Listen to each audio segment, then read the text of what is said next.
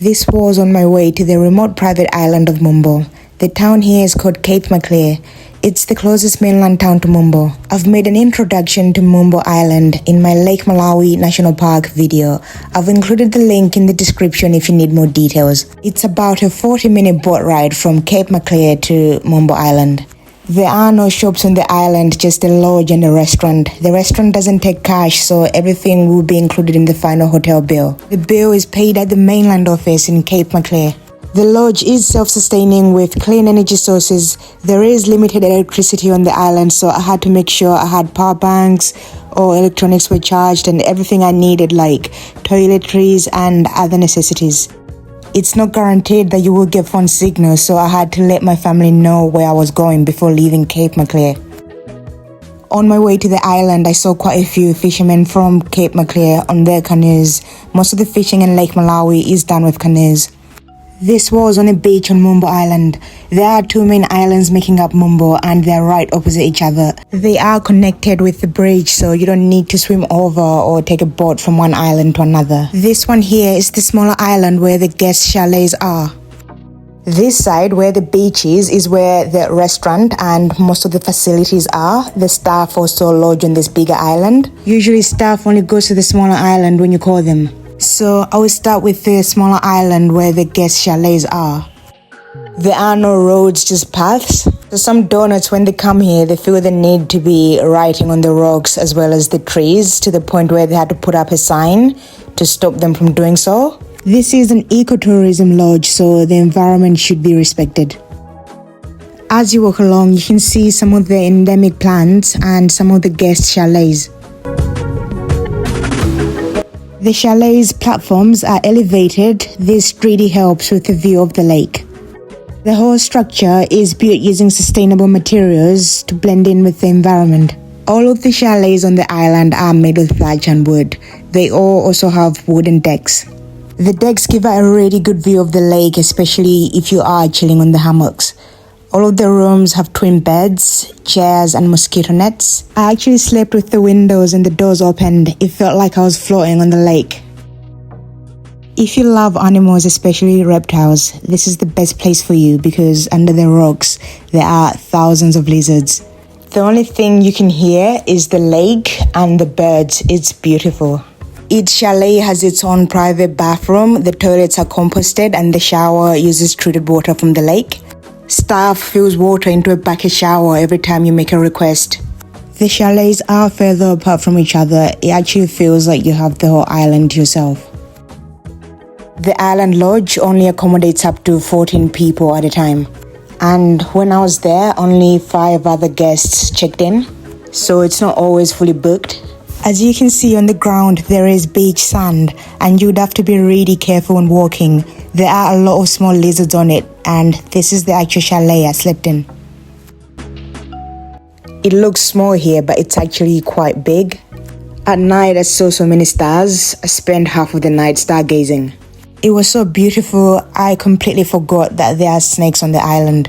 Even though they're not venomous, I'm just not a snake person. Thankfully, I didn't come in contact with any, otherwise I wouldn't have been able to sleep. And of course, the sunset was also beautiful.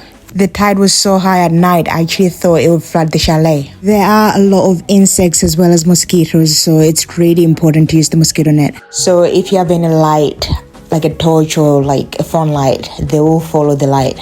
The bathroom is in a separate chalet, so you'd have to walk to another chalet to go to the bathroom. As I said, when you walk around the island, you will see a lot of animals, and here I saw a blue-tailed lizard.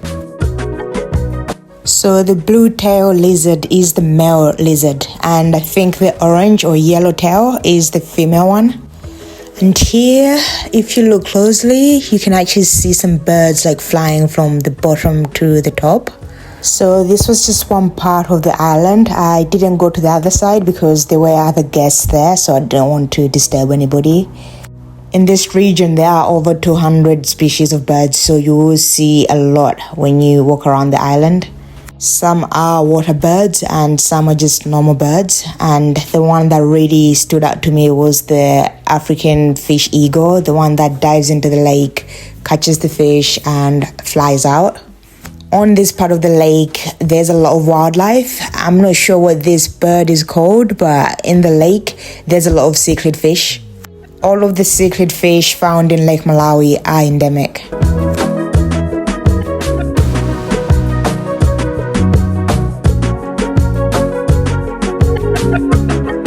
On this bigger island is where you can do most of the activities. They have solar chargers for phones, but they are really not that good. But the whole point of this lodge is to disconnect from technology, so you wouldn't need to have your devices with you unless you want to take pictures or videos. You can also rent gear for snorkeling, kayaking and other activities on this side. I went on a forest walk. The island is only 1 kilometer in diameter, but as you can see, it's very hilly.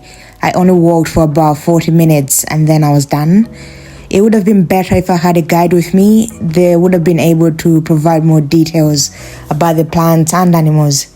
The further you get from the facilities, the more you get to see more animals, and I saw so many variety of spiders and ants and all those sort of things. The island has never had permanent residents, so all of the people are either staff or tourists. You may also encounter trespassing fishermen. Sometimes they stop over when they're going for fishing.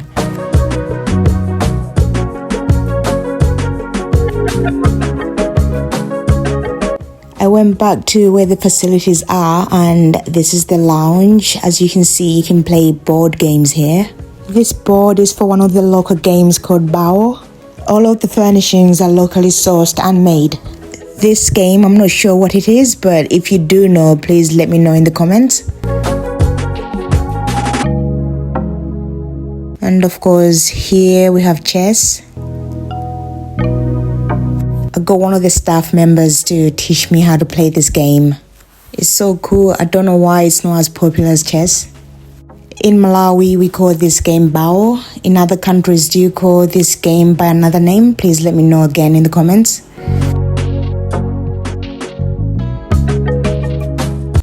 I also went kayaking, and of course I have a whole video of this and the link is in the description.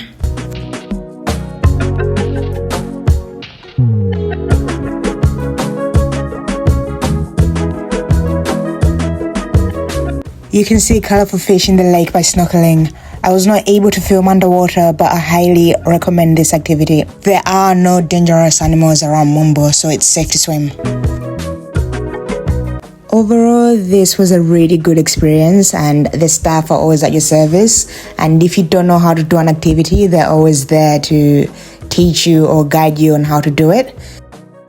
Anyway, thank you very much for watching. Please comment down below and tell me what you think. Would you stay on this island? Also, if you can please like, share and subscribe. Thank you. Bye-bye.